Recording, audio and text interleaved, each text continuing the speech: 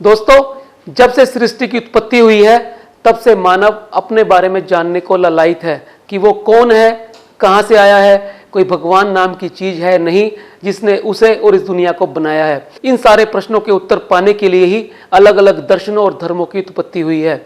हमारे भारत के अंदर भी 9 दर्शनों की उत्पत्ति हुई, जिनमें से 6 आस्तिक दर्शन है और 3 नास्तिक दर्शन है। आस्तिक दर्शनों में योग दर्शन, सांख्य दर्शन, पूर्व मीमांसा, उत्तर मीमांसा, न्याय दर्शन और वैशेषिक दर्शन है। और नास्तिक दर्शनों में बौद्ध, जैन और चार्वाक दर्शन है। दोस्तों, आज हम बात करेंगे पतंजलि महर्षि के योग दर्शन के बारे में।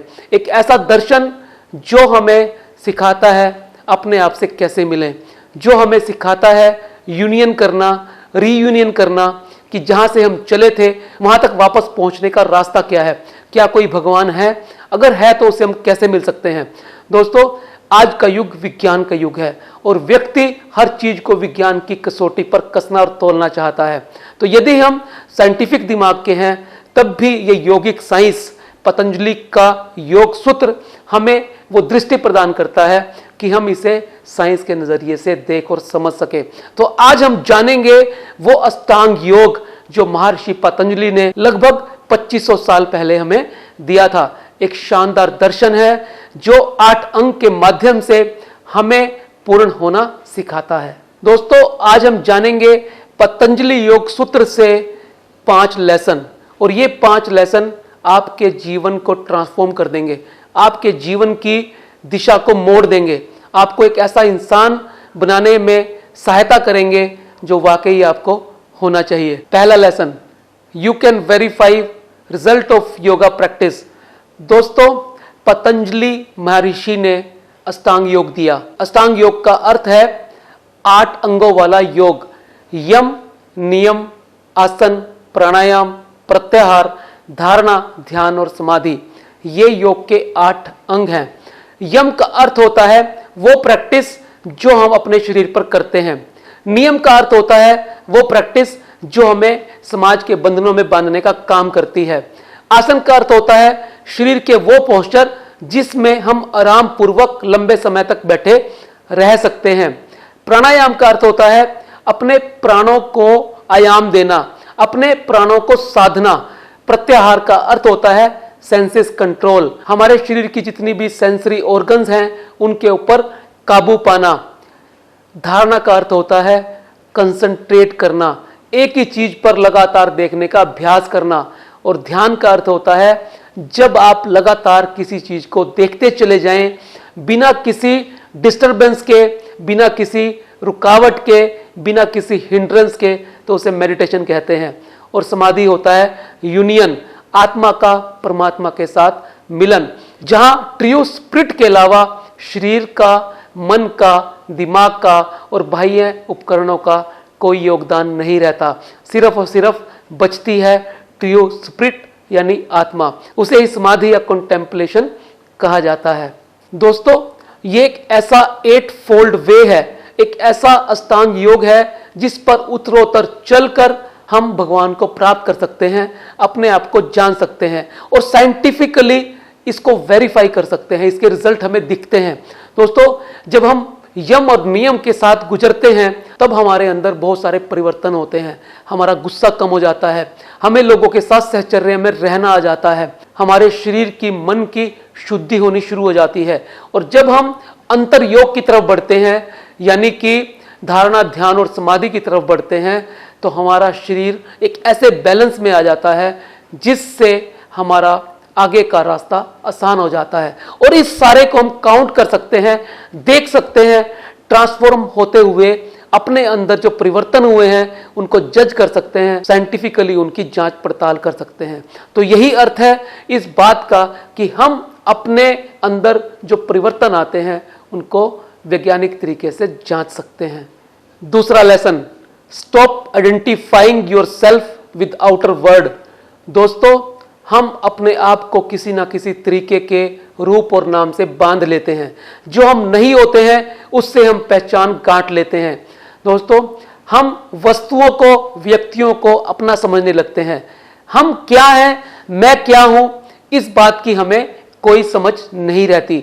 हमारा जो ट्रू सेल्फ है, हमारी जो स्पिरिट है, उससे हम कोसों दूर होते हैं, क्योंकि पंचकोशों के अंदर आत्मा छिपी हुई है और उन पंचकोशों के आवरण को निकाल फेंकना इतना आसान नहीं होता। यह अष्टांग योग का मार्ग इंस्ट्रूमेंट की तरह से काम करता है, जो धीरे धीरे ये परतें जो पंचकोशों की हमारे चारों तरफ लिपटी हुई है, उन्हें उधेड़ता है, उन्हें अलग करके हमें अपने वजूद का, अपने अस्तित्व का, अपने होने का एहसास कराता है। और जब हम अपने तक पहुंचते हैं, जब हम बाह्य वर्ड से नाता तोड़ लेते हैं, जब हम बाह्य वस्तुओं को देखना छोड़कर भीतर उतरना शुरू कर देते हैं, तभी हम असली मैं से, अपने आप से मिल पाते हैं।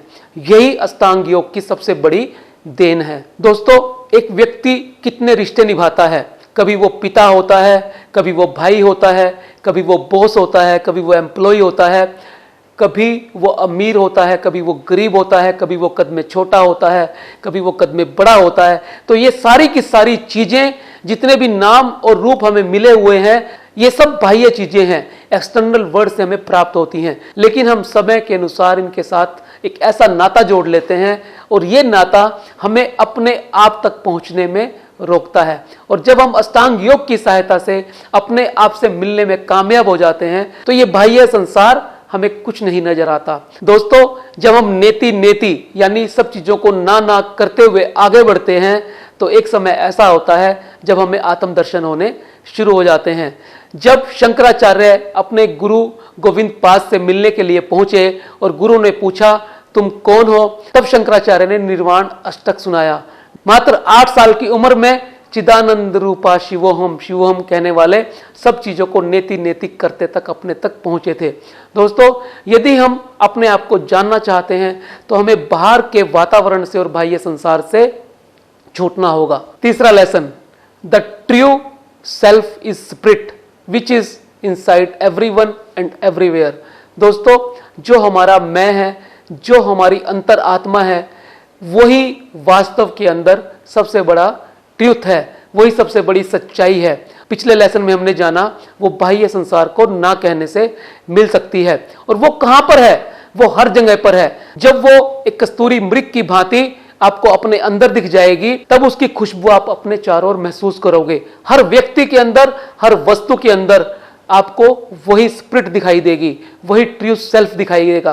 दोस्तों, जो आप में है वही दूसरे व्यक्तियों में है, वही पत्थर के अंदर है, वही चिड़िया के अंदर है, वही राजा के अंदर है, वही रंग के अंदर है, वही ब्राह्मण के अंदर है, वही शूद्र के अंदर है। संसार की हर व्यक्ति के अंदर, हर वस्तु के अंदर वही ट्रू स्पिरिट, जिसे हम आत्मा का नाम देते हैं, मौजूद है।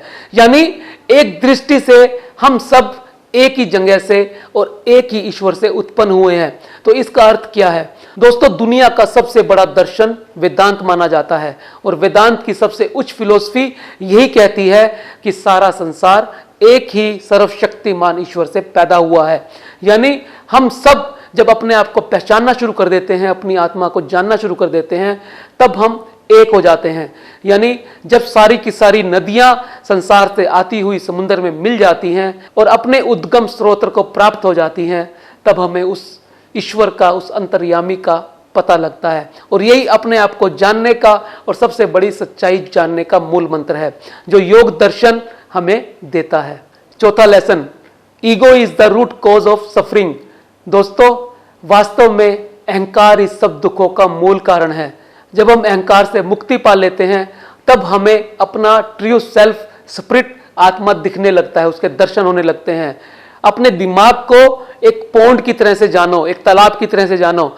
यदि तालाब के अंदर लहरें हैं, तो हमें तालाब के नीचे का कुछ नजर नहीं आता। यदि तालाब का पानी गंदा है, तो हम नीचे नहीं झांक सकते। इसी तरह से हमारा मन है, हमारा माइंड है।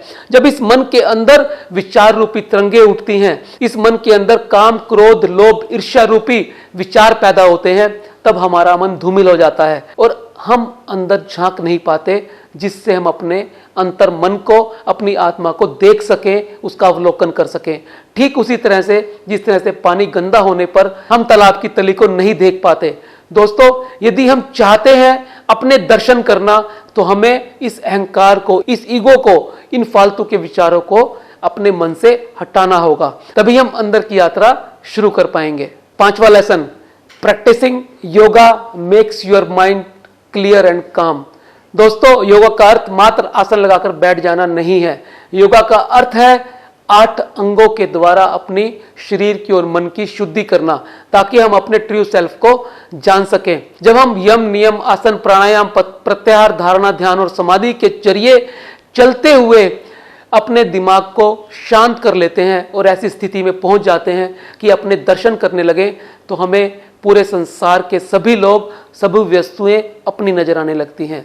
हमारा अहंकार खत्म हो जाता है, हमारा गुस्सा खत्म हो जाता है और हम एक शांत और सौम्य व्यक्ति बन जाते हैं। और जब हम इस राह पे अग्रसर हो जाते हैं, तब हमारे लिए समाधि कोई दूर की कुछ ही नहीं रहती।